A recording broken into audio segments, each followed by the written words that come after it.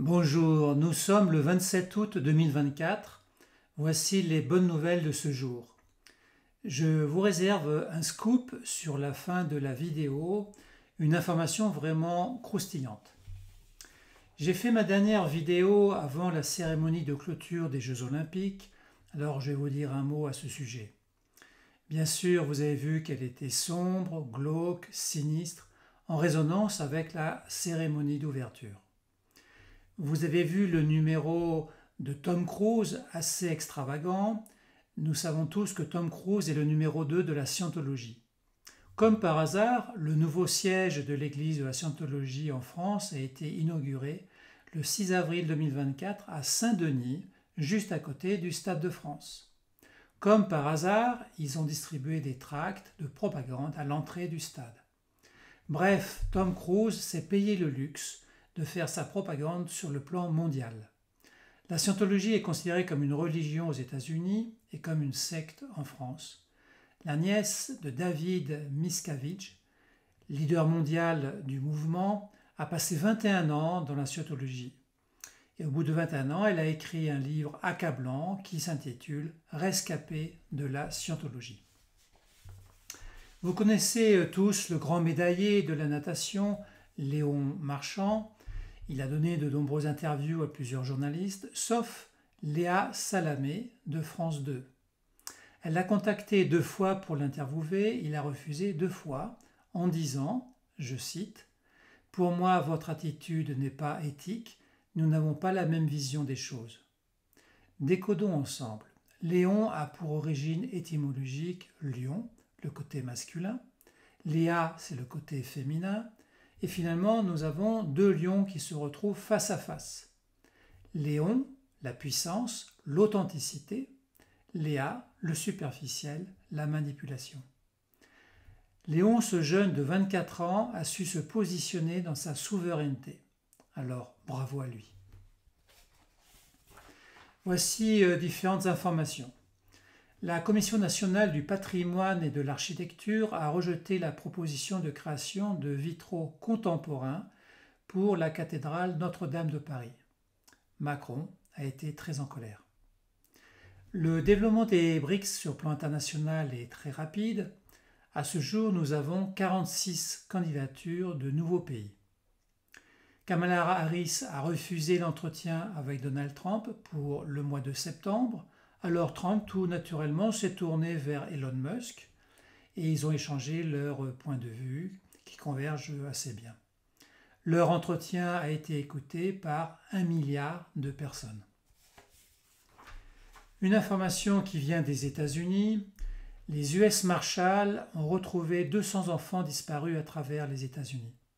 L'opération a été menée dans 7 districts judiciaires fédéraux, du 20 mai au 24 juin 2024. 123 enfants ont été retrouvés alors qu'ils se trouvaient dans des situations dangereuses telles que le trafic sexuel et l'exploitation des enfants.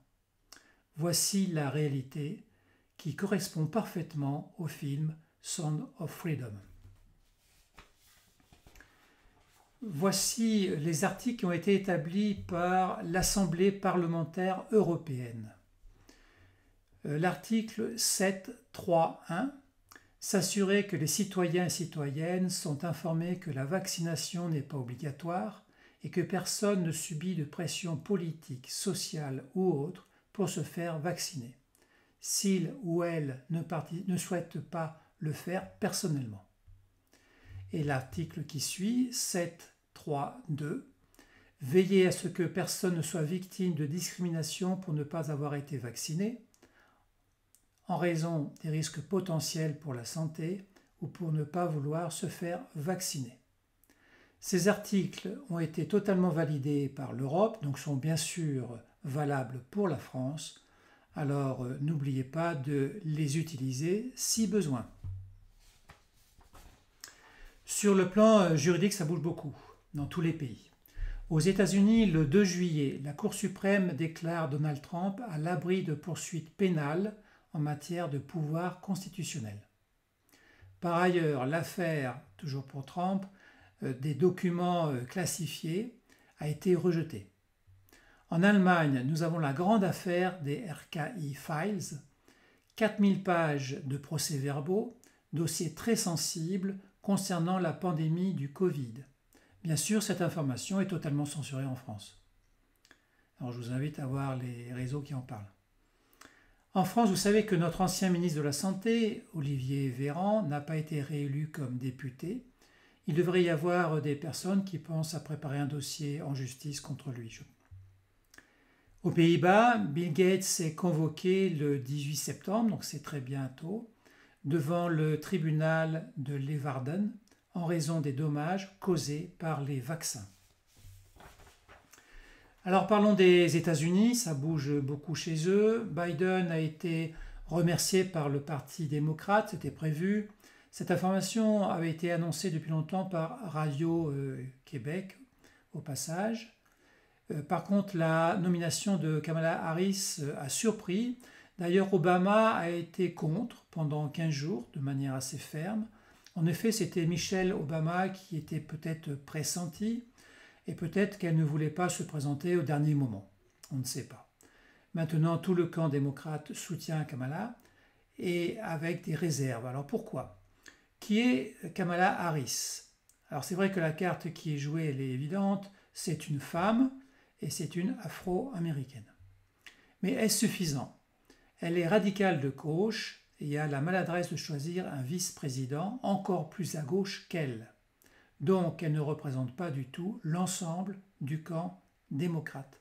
Et ça, c'est une stratégie qui est très mauvaise. Elle est communiste, on commence à le savoir, et reprend les idées du Venezuela, comme le contrôle des prix. Ce principe passera très mal aux États-Unis. Il faut savoir qu'elle s'est présentée aux primaires contre Biden au début. Elle était la première à en sortir. Pour quelle raison? Son incompétence. En fait, elle ne connaît que deux domaines, les femmes et le wokisme. Elle est totalement incompétente en géopolitique. Elle manque de charisme et a déjà commis des maladresses vis-à-vis des médias. Nous pouvons dire qu'elle a la capacité à s'auto-saboter. Ne regardez pas les sondages, aujourd'hui ils sont complètement truqués aux États-Unis. Regardez plutôt leurs meetings. Kamala a à peu près 200 personnes, alors que Trump a des milliers de personnes avec des stades pleins. Pour pallier à cela, Obama, toujours très actif, a décidé d'utiliser l'intelligence artificielle pour remplir artificiellement les stades de Kamala. Pourquoi pas? Triste application de l'IA pour continuer à frauder. Le programme politique de Kamala est sidérant, je cite, « Nous avons juste besoin de réduire la population. Vous devez rester woke, un peu ou beaucoup, peu importe, restez woke. » Fin de citation. Obama sait qu'elle aura moins de voix que Trump, la partie va être difficile, donc il mise à fond sur leur habituelle fraude électorale avec les votes par correspondance. Comme la tentative d'assassinat de Trump a échoué, leur dernier recours est maintenant une bonne pandémie. Comme cela, les électeurs sont obligés de rester chez eux pour voter par correspondance. D'où la sortie brutale de la variole du singe, déjà préparée depuis plusieurs années par Bill Gates, qui est complice. Écoutez tout de même nos experts en France, qui sont très précis sur les vidéos qu'ils donnent en ce moment, à savoir le professeur Perron et Raoult. Ils sont unanimes, le Mpox n'a rien à voir avec le Covid. Le Covid n'était pas connu, alors que la variole du singe est totalement maîtrisée avec des traitements simples, notamment mis en place par les Japonais. La contagion se fait uniquement par la peau, et notamment avec les rapports sexuels. Donc les masques ne servent à rien, les confinements à rien aussi, et le test PCR n'a aucune utilité. L'État profond continue à nous manipuler par la peur, par le biais des médias comme d'habitude. Ils nous refont le coup du Covid pour truquer les élections américaines et imposer des vaccins pour faire tourner Big Pharma. Alors je vous invite à prendre du recul, comme je vous l'ai déjà dit plusieurs fois au cours de mes vidéos. Ne dites plus que l'état profond est mauvais, mais pensez à vous réveiller, vous, pour retrouver votre souveraineté. Réveillez-vous et toutes les personnes autour de vous, et tout de suite.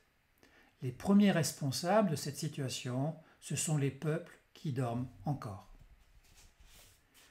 Voici pour terminer le scoop qui nous vient de Maître Gims, que vous connaissez, auteur, compositeur et rappeur du Congo. Il a fait une vidéo de 1 heure sur ce sujet. Je fais un résumé car c'est un petit peu long. Alors je cite ses propos avec un résumé. J'ai reçu un appel de Bill Gates qui voulait me voir. J'ai cru à une blague, mais c'était sérieux.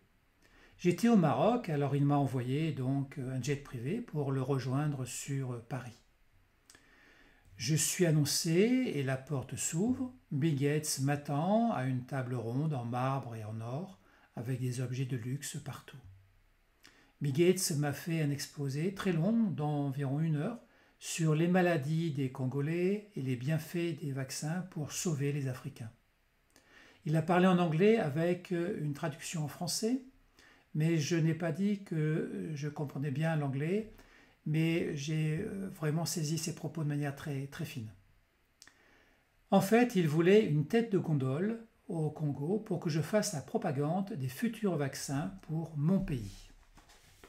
Et là, j'ai vu les ténèbres. Ce sont ses propos. Il m'a proposé de l'argent. Je ne peux pas dire la somme car c'est indécent. J'ai craint pour mon salut et j'ai refusé. Il fut très surpris et ne s'attendait pas à cela. Il a insisté en argumentant à nouveau. J'ai refusé une 2e fois. Bill Gates l'a très mal pris et je suis parti. Fin de citation. En conclusion, l'argent ne fait pas tout. Pour que Bill Gates propose cela, c'est qu'il est dans un cul-de-sac car il est interdit de séjour en Afrique, après ce qu'il a fait. Bien sûr, il préparait la venue de la variole du singe au Congo. Le plan qu'il avait prévu ne se déroule pas comme il veut. Les choses ne sont pas si simples. À suivre. Pour le réveil des peuples, partagez encore et encore cette vidéo. C'est important. Pour être informé de ma prochaine vidéo, pensez à vous abonner sur YouTube. Les informations vont être un peu cacophoniques sur cette fin d'année avec les élections et la guerre en Ukraine. Donc je vais vous tenir informé avec peut-être un autre point de vue, car les choses bougent beaucoup et ce qui est important, c'est le réveil des peuples. Alors pensez à vous abonner sur YouTube. Et je vous dis à très bientôt pour la suite du film. Au revoir.